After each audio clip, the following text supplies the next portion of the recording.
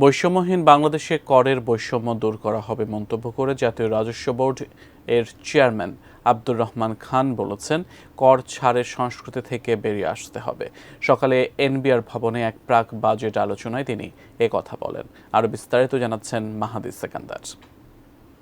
আগামী বছর বাংলাদেশ উন্নয়নশীল দেশে উন্নীত হলে কর সংক্রান্ত অনেক সুবিধাই বাতিল করতে হবে, এর সাথে রাজস্বও বাড়াতে হবে। তাই আর কর ছাড় নয়, বরং নতুন করে করের খাত খুঁজতে কাজ করছে জাতীয় রাজস্ব বোর্ড এনবিআর।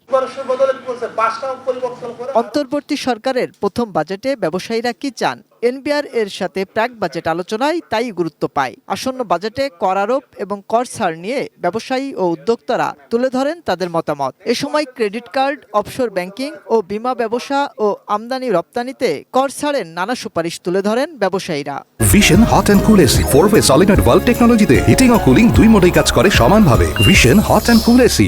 আমি মনে করি বাংলাদেশের স্থল বন্দরগুলোর 1 কিলোমিটার এরিয়া বৃদ্ধি করা উচিত। আপনাদের সবার সমস্যা একরকম, নারী উদ্যোক্তাদের সমস্যাটা একটু ভিন্ন আসলে। আলোচনায় এনবিআর চেয়ারম্যান বলেন, নতুন ভ্যাট নীতিমালায় ব্যবসায়ীদের মতামতের প্রতিফলন থাকবে।